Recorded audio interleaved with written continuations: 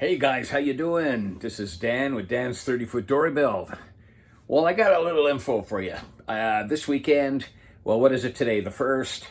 Last week, I was supposed to put a video out on priming the hull of my 30-foot dory. Well, priorities got in the way. My wife reminded me it was my daughter's birthday, and the primer had to wait. Okay, I gotta do what a parent's gotta do. All right, so today is the 1st. I am hoping on the 3rd that I can put out a video on priming the hull. If not, it will definitely be the following week. We have been getting very, very hot temperatures here for August. We usually get it on the first 2 weeks of August, but the whole month of August has been hot, which is kind of unusual. We're talking about 33 Celsius, 29, 26 constant, a little bit of rain, mostly during the evening, overnight, and it's been really hot. So a lot of the days during this last month, I had tried to go out there and do work, and I'll be honest with you, it was just too hot for me to go out there and make an effort, simply because I work in the heat at work. I work in it. I come home. The house is a small house. We don't have central air. The house is hot. So when it comes to hot temperatures, about middle of August, I've had enough and I can't handle the heat anymore. So I just don't go out.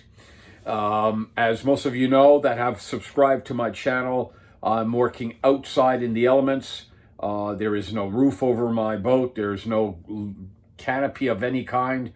Right out there. And when I'm not working on it, as you probably notice, I've got this giant blue 27, 28 foot tarp that I cover the hull with when I'm not working on it. Accomplishments this year, I think, is the fiberglassing of the hull. That was a big one. And not just the work to fiberglass it, but the expense was huge. It came down to the last second. My wife did some twinking. Something came through unsuspectedly, and I was able to purchase the resin. Now, the resin was expensive. I think it was $460 for 3 gallons is what it came out to before taxes.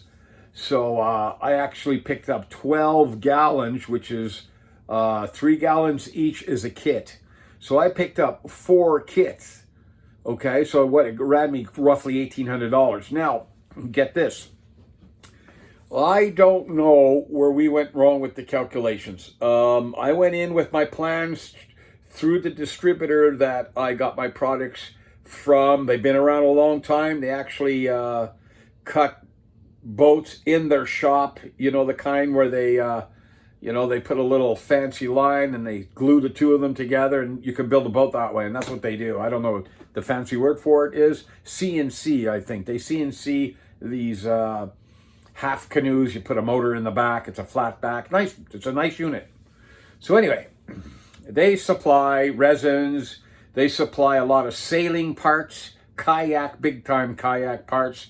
And anyway, I decided to go with them with this. So I went in there with my plans. And I said, look, this is what I'm building. It's this wide, it's this long. I roughed it out to this many feet.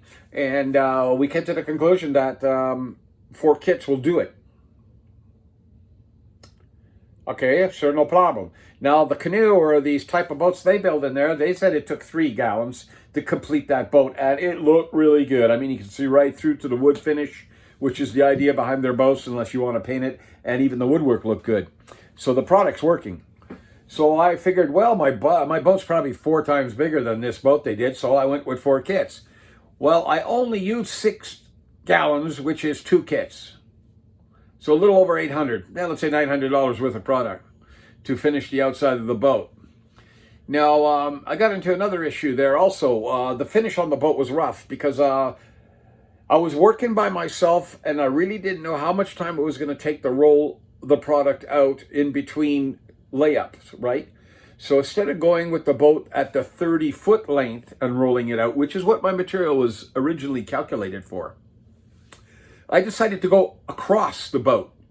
I assumed that that would give me more than enough time to do a 12-foot strip by 60 inches wide, and I kept the front edge fresh, so when I went to put my second row in, it would just blend right in, and it wouldn't dry, it wouldn't harden on me. And it worked out great. It worked out great. But I think going across cost me a little extra material on the bottom, the overlap, to make sure I was going to get right to the edge. I think that's where I lost. That's where I believe I lost about 8 feet worth of material over the length of the boat. So, excuse me. So I ended up 9 feet short at the bow on the starboard side. I had enough scrap material, or should I say material left over from the cuttings, to do the first layer. I think I did it in 3 or 4 pieces, and then I purchased the 9 or 10 feet that I purchased, and I went over that with one piece, and I epoxied that in. Now that's the only piece that went in dry, because I did not do that when I was doing the rest of the hull. So that being said, I finished it. I laid it up, and I wetted it up, and I laid it out. So that completed the whole hull. Now I was stuck with these ridges, overlap ridges, right? They'd be about they're 4 layers thick. And then for some reason, I think I had epoxy buildup. I was using a small 6-inch foam roller, and what I think was happening is the end of the roller is round and the right end of the roller was square.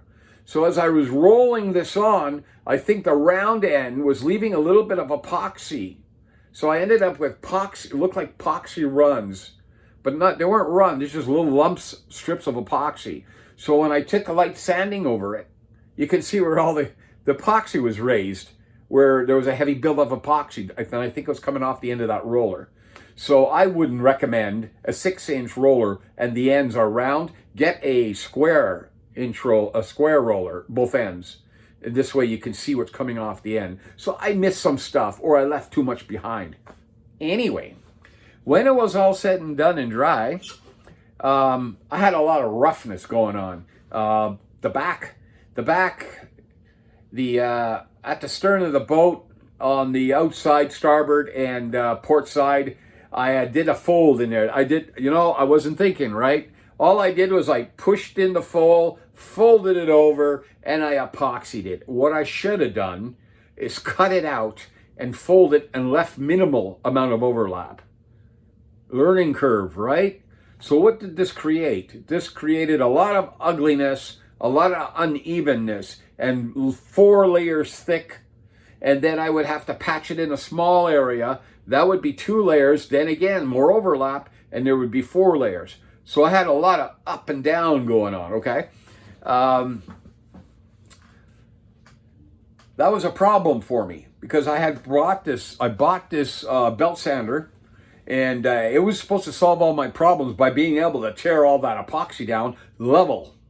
So, going from 4 layers to 2 layers. What I should have done in the first place, laying it up. So might be something you want to think about. So I went to use this machine, and the machine didn't work. It kept on eating up the paper. The paper would slide over to the right-hand side of the belt sander, and a little steel wheel on the side would cut 1/2-inch strips out of my paper. So I went through 3 belts trying that, and I gave up. It was just not worth it. So I have a palm sander, and I went and I ordered a small amount of 40 grit paper, thinking that would be the best way to go. And I started sanding the starboard side, port side, at the starboard side of the engine, the boat. It was taking a lot of time. I'm telling you, it took a lot of time. I think I got 3 or 4 feet and I gave up. It was just time consuming. It was hard. It was hard to sit there and go like this and go like that. And since the router is only 5 inches in diameter, it was kind of hard to see if I was really leveling out the surface. So I was going to leave the resin there. I was going to leave that finish and say, the hell with it. I'm going to prime it, and I'm going to live with the ugliness. Okay, so the only way to reduce the ugliness is you got to do two things. You got to sand it down, or you leave it. You cover it up with flat paint and hope nobody notices it. Yeah, so I put out a cry or a call. If anybody had a used sander or sander, you know, we all have that odd tool just lying around the shop somewhere, and I would pay the postage or the shipping for it. Well, a couple of days later, I'm telling you something, a miracle happened. Okay. And I'm not used to miracles because I do everything the hard way. I work for a living, I got a budget, and that's what I work with, okay? So either I have it or I don't, okay? You know what I'm talking about. I received a 4-inch Makita grinder, brand new in the mail. It came through Amazon. Now, the reason why it was a surprise is I was getting something. I'm just capping over what I've already done in my other video. I was expecting a little water pump to come in for an aquarium. And I went to the door, you know, Amazon. I got one of those Amazon speakers, and the top flashes yellow when you got a notification from Amazon. So I go, Alexa, you got a notification for me?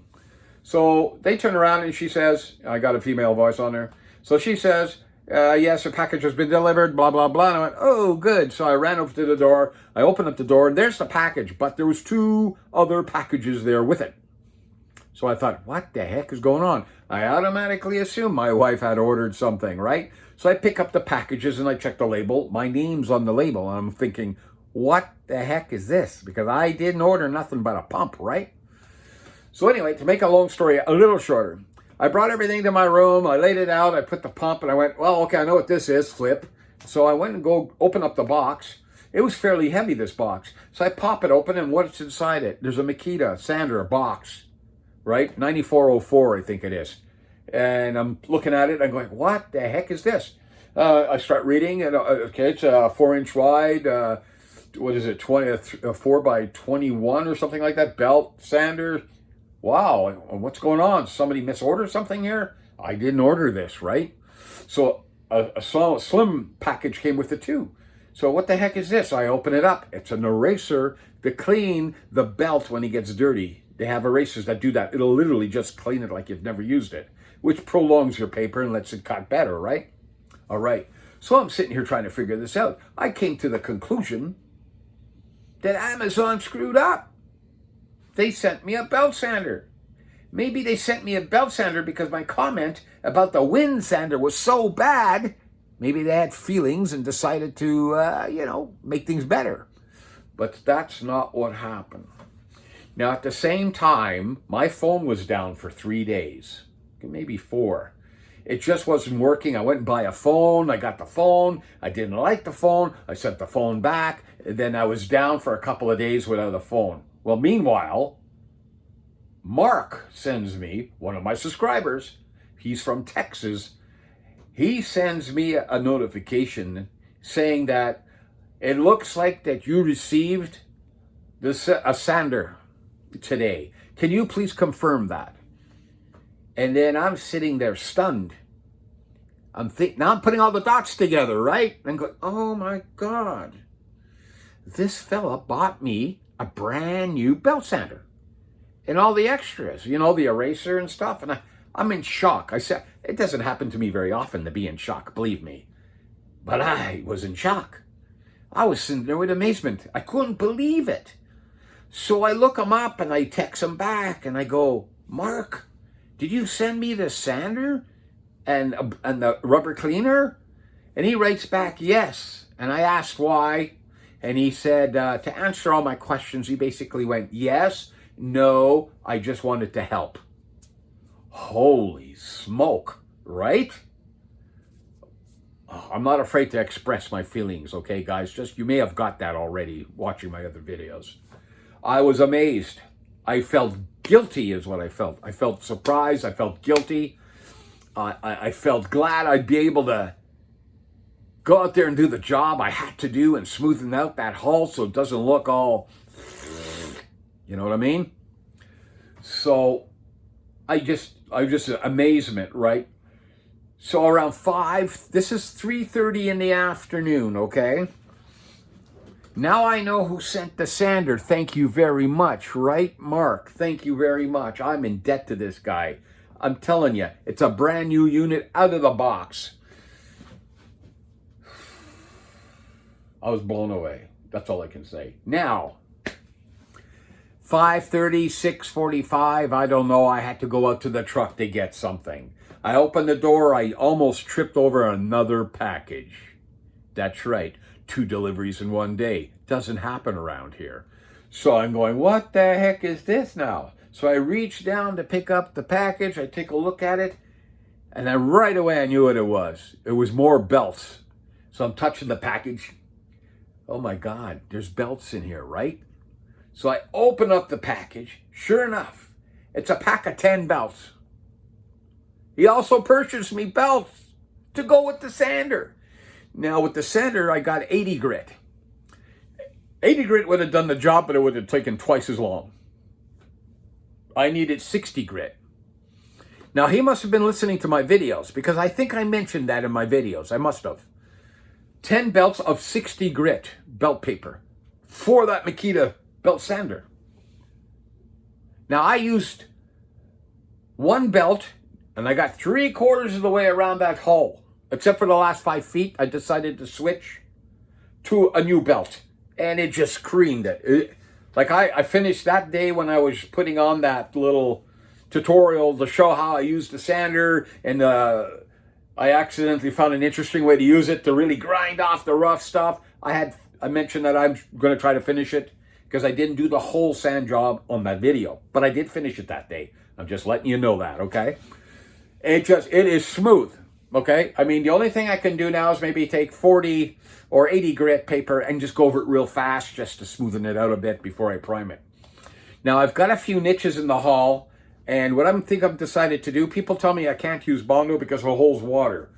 Well, I used to fix cars and bodywork. That's what I used to do, and paint cars. Not professionally. I just did it as a hobby, and I was good at it. I don't know what it means when they tell me Bondo holds water. What does that mean? You mix the product up, you slop it on, you scrape it off, and you sand it to a finish. How does it hold water? Somebody will seriously have to explain that to me. Now, when this stuff dries, it's a plastic. Basically, it's a plastic. When it dries, it's a plastic. So how does it hold water? Then you're going to prime over it. In this case, 3 coats of primer. Then you're going to put bottom paint and finish paint on it. So what is that going to do? I don't understand. Hold water. If somebody's listening to this and wants to explain that to me, text me. Tell me what that means. The Bondo holds water. Now, I need very little of it, okay? I got that one area where I went with the electric planer. I never used one before. Not like this, believe me. And when I was going down the side, I tipped it to the right a little too much, and I gouged a line into my plywood. So I put 4 layers of 3-inch strip of 6-ounce glass in there, and it's still not flush. But if I use a bit of Bondo, I can finish it, sand it out, and that'll work. And I've got 4 more other spots where it would just take minimal amount of Bondo to finish it, so the dips are not there. So I'm going to use Bondo to touch up these spots, because I don't want to use glass because there's just too much work in trying to level it. Because you're trying to sand down a surface that is just as hard as the surface around it, and you know what happens? The surface around it will start to sand down as well, and you're not going to win. This is why you use a light filler, so when you sand it, it sands and your finish doesn't sand. So in this case, the fiberglass doesn't get affected by your sanding, and you still get it patched up, smoothen out. I think I need about an 8 of an inch thickness of Bondo to fill up a gap this long, maybe about that wide. An 1/8 will finish it. And this is the route I'm going to take because it's affordable. I looked up the other stuff that they use in the boating industry, and they get 2 small buckets of it. It's around $300. I can't do it. Sorry, guys. So I'm using the word Bondo. Forgive me. wood god in the sky or whoever's listening, I'll be using Bondo to touch up these spots. Now, primer. Primer's $36 a quart. Okay, I've already gone through 3. I've had to remove the primer that I have put on the sides, but I did not remove the primer I put on the bottom. Okay, that's staying the way it is. That's all there is to it. And the bottom is really not that bad. If you check out one of my videos, I have a blue tarp over it because I was trying to save the finish, because out of nowhere came a storm like I've been dealing with all summer, and I threw up sheets of 4x8 used ply, 3/8 ply, and then I put the tarp over that, and I was successful. The back got a few little spots of rain in it. You can see the dimples in the finish of the resin. It don't take much, okay? But it wasn't bad, just a small little in the corners, okay? Yeah. Sometimes we just gotta do what we gotta do, guys. I mean, that's it. Okay, I've been rambling on about whatever my successes so far. Let's talk about something much, much more important. I have now 77 subscribers. We're climbing the rope real slow. But you know what? I am so happy to be at 77, because it's telling me people are interested enough in some of the information that I am throwing up in these videos for you. Okay? Remember, I'm not trying to tell you this is the way we build a boat, because I've never done this before. I have never done this before. But this is the way I am slowly, successfully getting the hull put together. All right? So with the support of Mark and his sander, which really put me over the top for finishing it, my primer was postponed last week, which would have been, I don't know, the 26th. It's the 1st today, so last weekend. That guy Kibosh, because my wife decided to get something for our daughter's 35th birthday, and you only need 35 once, and we thought we'd get her something she really wanted, and we did. So I have to wait for the primer. Family comes first, guys and gals. Family comes first. Okay, so I'll be posting this video just to give you an idea what's happening right now. Now, the weather's still good. The mornings are getting colder. It's 8 Celsius in the morning now, and it's still getting warmer in the afternoons. I think tomorrow's supposed to be 26, so it's starting to come down a little bit, right? I didn't expect this kind of heat at this time of the season, so late in the season. But it's going to change, just like turning on a switch. It's going to change. We're going to get up one morning, and that's it. We ain't going to have that temperature anymore in the afternoon. Because you know the way it works. It gets colder in the morning. It lasts longer. You get less heat longer in the you gotta wait longer in the afternoon before it gets warm. That kind of thing. Right. So I am crossing my fingers that this weekend and next weekend's good. And I still have Thursdays to work with. So the second I get a nice spot, I'm gonna go out there, get some reducer in that primer I'm gonna be picking up, and I'm gonna roll the primer on. I don't have a spray gun. Well, I do. It's a finishing gun, but I wouldn't even waste my time, and I'd have to fill it too often to really do a good job. So my plan is to put on 3 coats of primer. So I should be able to start at one end of the boat, work my way all the way around, and just keep on going till I hit 3 coats of primer. Now, the reason why I'm going with 3 coats of primer for it's that I'm going to get buildup, and I won't have to sand as much to get that supreme finish, because I still want primer left on the boat when I'm finished sanding. Okay? And I got a pile of 120 sandpaper, and that's what I'm going to take it down with. And it should leave me a nice light gray finish throughout the whole boat if I do it right. And it'll all be primer, because I don't want to go through that primer. Then I'm done for the season, guys and gals. Yeah, I'll be done for the season. There won't be anything else I can do till next season. So next spring, or next summer, how you want to look at it, the first thing I'm going to be doing is getting bottom paint on this hull. I'm going to get bottom paint. Now, what I plan to do is after I get the bottom paint on, I'm going to give it a week or 2, or maybe even 3, to get hard enough to flip the boat without damaging the paint too much. I know it might get damaged. I know it will. It'll get scratched, but I'll touch it up. You know, this is not a Chris Craft, unfortunately, but I'm trying. So that's the plan for next summer. So that being said, one of my subscribers found me and texted me, and that's exactly what he said. He said, Dan, let's see if I can remember what he said. Dan, I've been looking for you. I've been looking for your YouTube channel. And I guess he found me because he left me a message. His name is Joe. How you doing, Joe? Pleased to meet you. I'm glad you're subscribed. And I really hope some of my videos that I've posted might help you be more successful. That's the only thing I can pray for. Okay, guy? Thank you very much for looking me up. Thank you very much for subscribing. Now, Joe doesn't have a YouTube channel. And he is building or going to build a boat.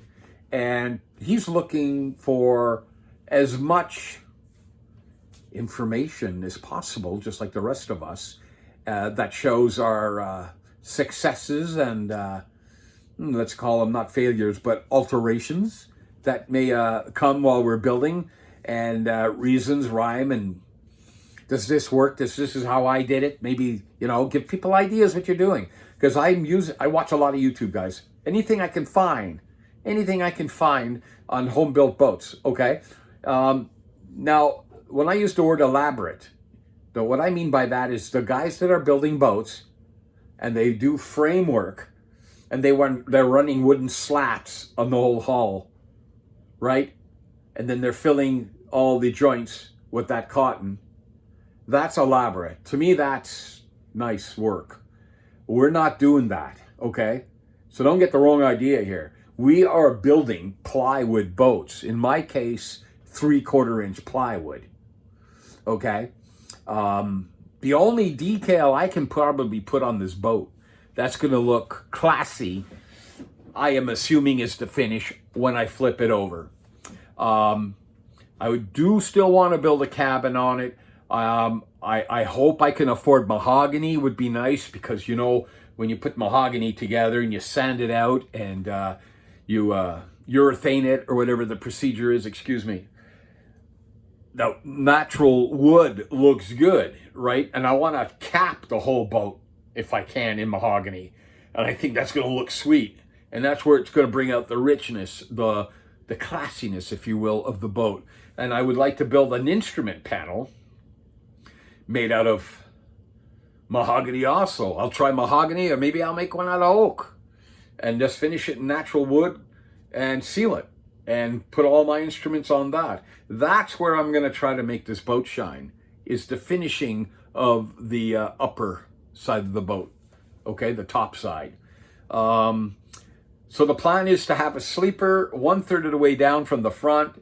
There'll be a locker in the bow end to house a chain anchor and an anchor. I noticed that some guys are making wooden, I don't know what they call them, wooden pallet. They attach it to the front of the boat and it sticks out a bit with a roller, and the anchor slips and goes down that roller.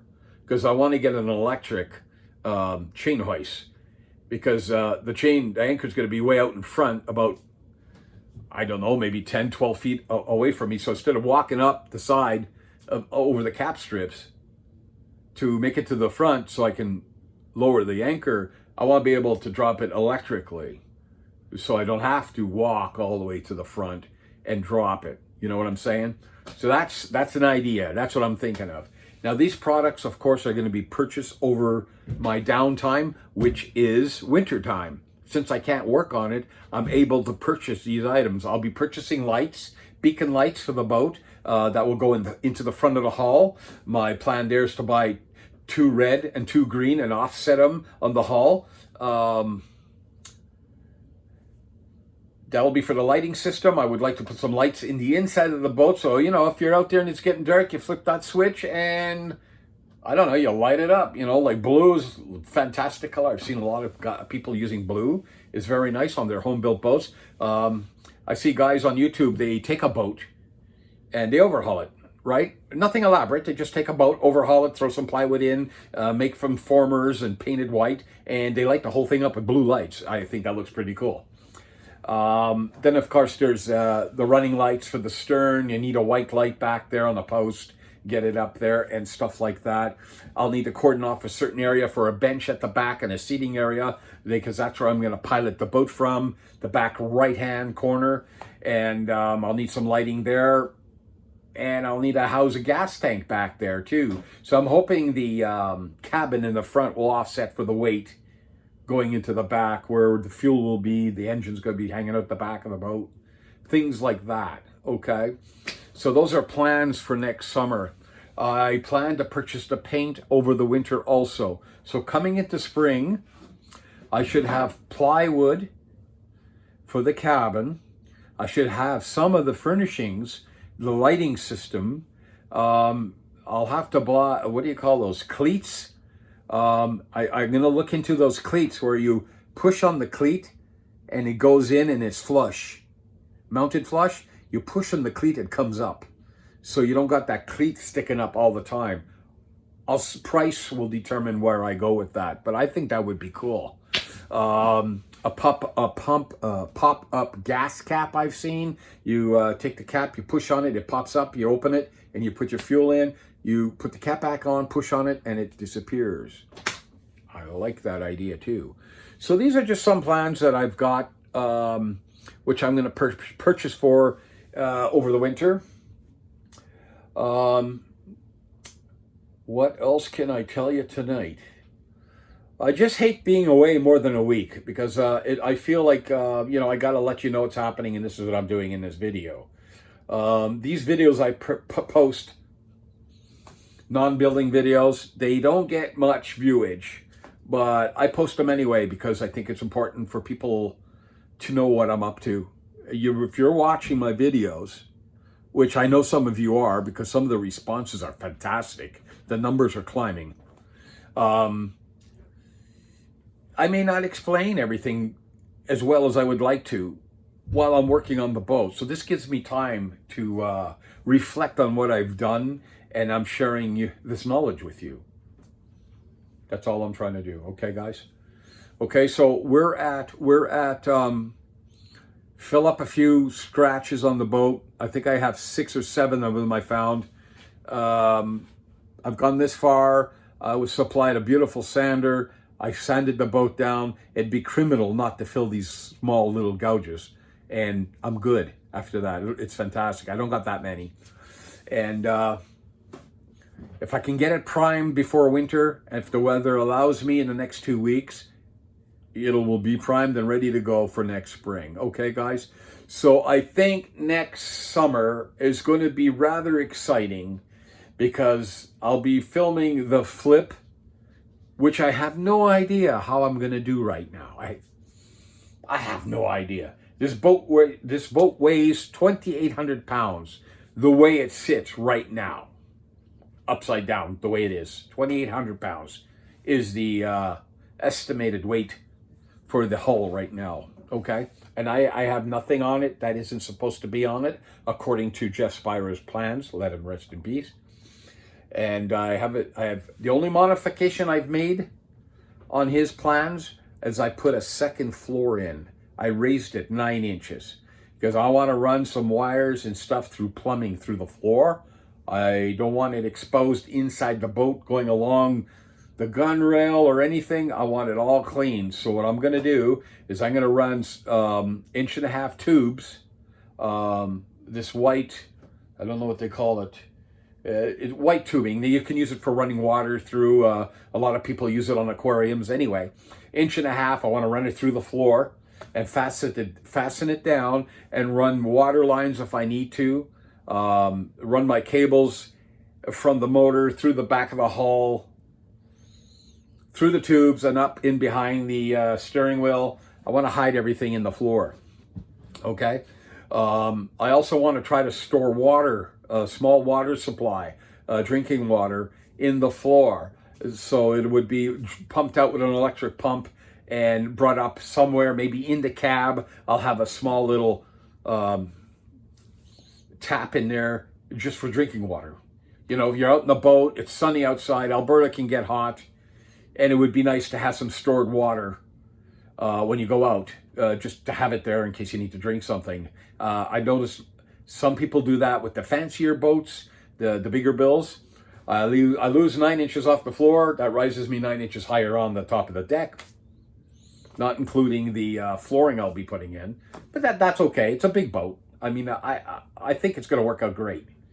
So I haven't given up, and I'm going to finish this project. All right? I always mention that in my videos. Now, I'd like to get back to my subscribers here. I'm jumping the gun here a little. I have 77 subscribers, according to my last check, which I did this evening. I looked the other day and I had 75. I mean, that's in the last 2 weeks, I've got 3 subscribers. Joe is one of them. The other 2 I don't know, but I want to welcome those 3 subscribers aboard. Thank you very much for taking the time to subscribe. It makes me really feel good. Okay, and be honest with you, the more subscribers you get, the more motivated you get. It helps, it really does, okay? There's some days where, you know, I really don't feel like bothering because either I'm tired or I really don't feel like it. But there's a push, right? There's a drive to get the job done. I get out there. You know, everybody's motivated in different ways. In this case, I am posting these videos to help somebody out there. Somebody out there. Oh, there you are. Sorry. I got a habit of looking over here and you're over here. Crazy stuff, right? So I'm hoping I'm helping somebody out. But those 77 subscribers, guys, you're hanging in there with me. I really appreciate that you're sticking around. If you've got something to say, text me. Let me know what you're thinking. If you see something there you think should be tweaked, or maybe something I am overlooking, all right, give me a text. Don't be afraid. Give me a text, okay? I'm getting really good responses. I haven't got any thumbs down yet. Yeah, you can get thumbs down. They have it right there where the thumbs up is, right? Yeah.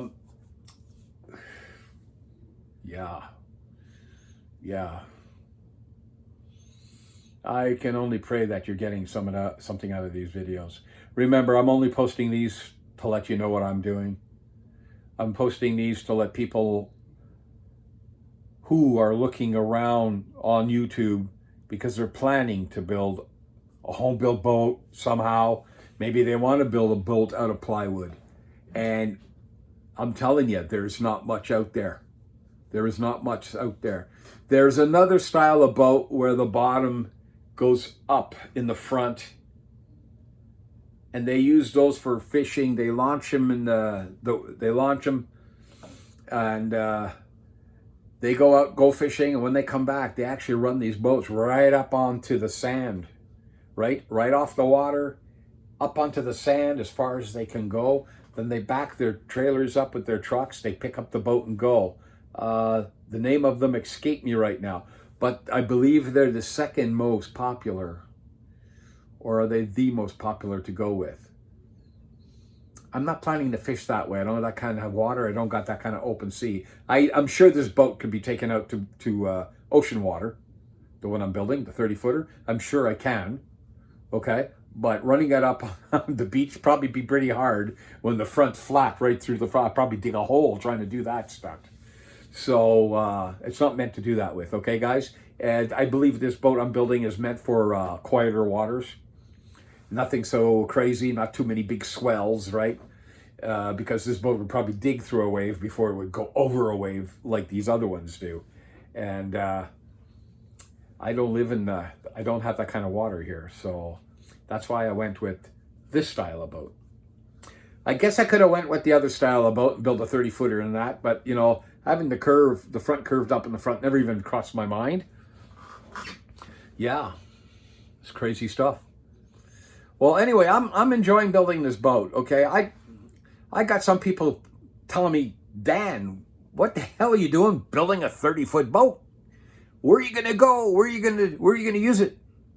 How are you gonna move it? You ain't got a trailer. Well, they're right, but I'm not there yet.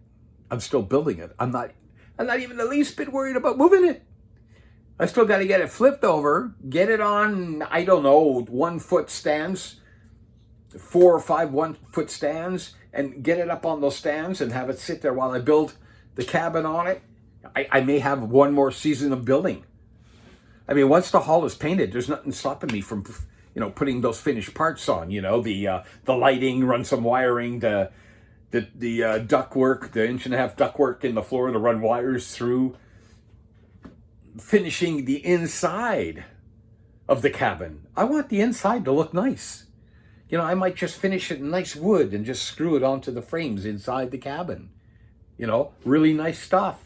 I want to go in there and feel like I'm comfortable. Like one of those offices, all finished in nice teak wood. Yeah, I know. No, I'm not smoking. I don't smoke, okay? I don't smoke anything, okay?